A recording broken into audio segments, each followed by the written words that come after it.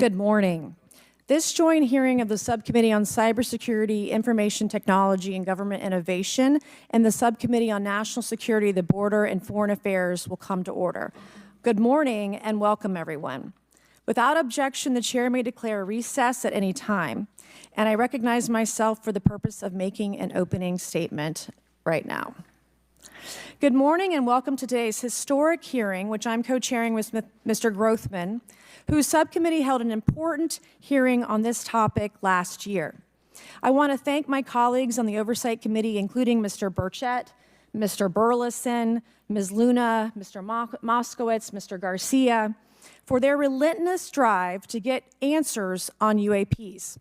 They've been steadfast in demanding transparency on the sightings reported by military pilots and armed forces. Their commitment to digging for the truth is exactly what this country needs to cut through the secrecy surrounding this issue.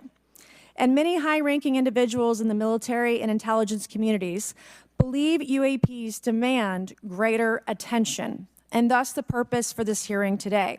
Former National Security Advisor H.R. McMaster said on Bill Maher's program that, quote, "There are phenomena that have been witnessed by multiple people that are just inexplicable by the science available to us." Army Colonel Carl Nell, a member of the federal government UAP task force, said at a conference this past May that non-human intelligence exists. Non-human intelligence has been interacting with humanity. This interaction is not new, and it's been ongoing, and there are unelected people in the government that are aware of that. But UAPs remain a controversial topic. I'm not going to name names, but there are certain individuals who didn't want this hearing to happen because they feared what might be disclosed. But we stood firm. No amount of outside pressure would ever keep me from pursuing a subject to ground, come hell or high water. On that score, I want to thank our witnesses for being here. We have before us a panel of individuals accomplished in the military, in civilian government, in science, and in journalism. Some of the testimony you will hear them deliver today does not reflect well on influential individuals and agencies within the U.S. federal government and perhaps some of our contractors. It's never easy to present such information publicly. So I appreciate our witnesses voluntarily agreeing to being here today. This hearing is intended to help Congress and the American people to learn the extent of the programs and activities our government has engaged in with respect to UAPs and what knowledge it has yielded. This includes, of course, any knowledge of extraterrestrial life or technology of non-human origin. If government-funded research on UAPs has not yielded any useful knowledge, we also need to know those facts. Taxpayers deserve to know how much has it been invested, how much has been spent.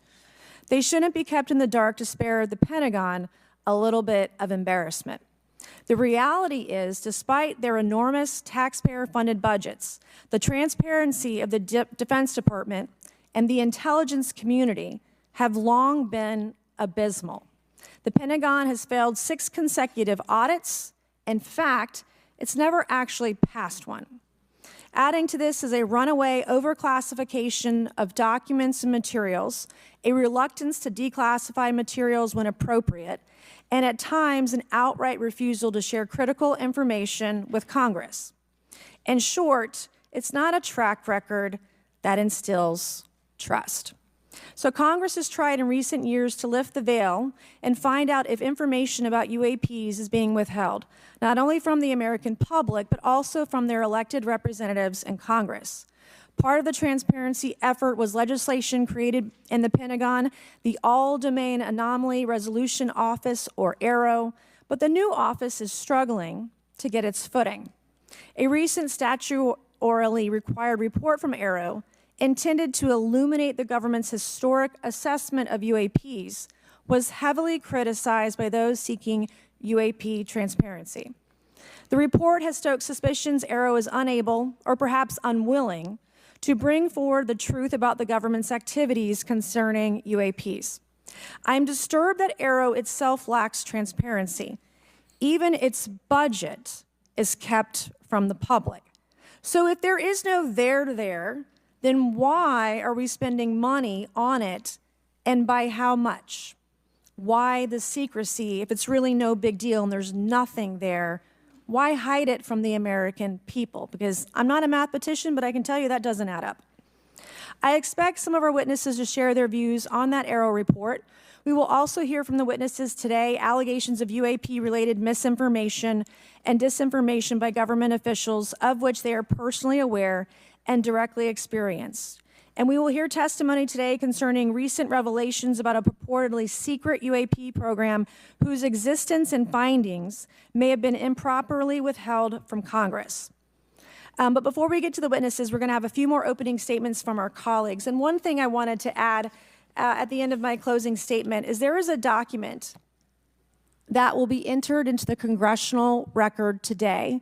Mr. Tim Burchett from Tennessee has this document, and we just distributed it to every member up here on the dais of this document.